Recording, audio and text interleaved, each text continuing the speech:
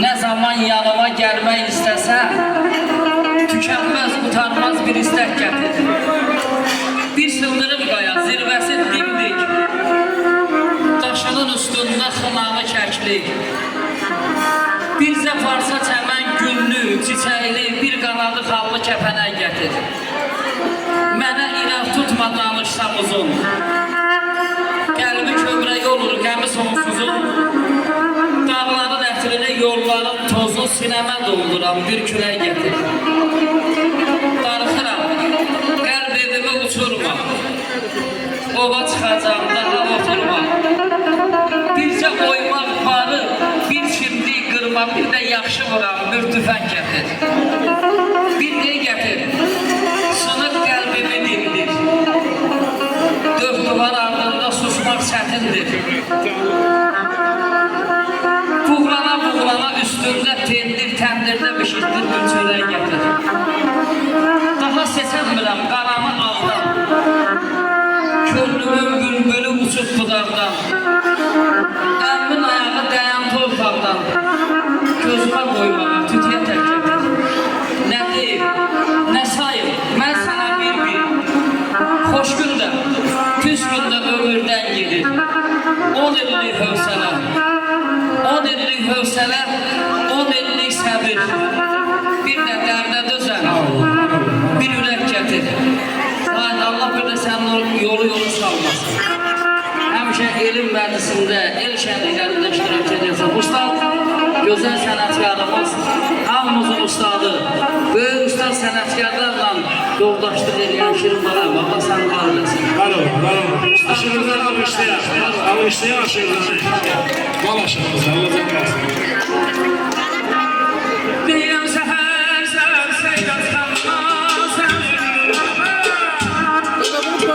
Deyəm səhər, səhər, seydən sənmazəm. Ağzına gəlirəm, geliyorum cüməsina.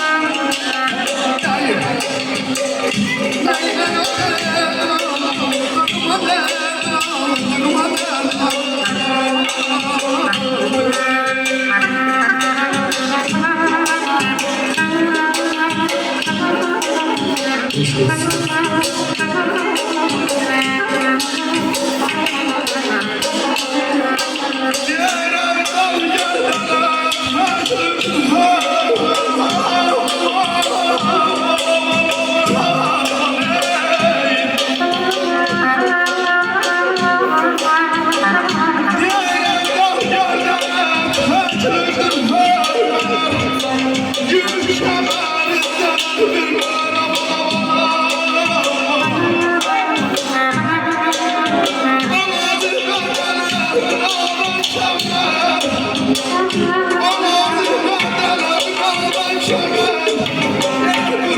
Thank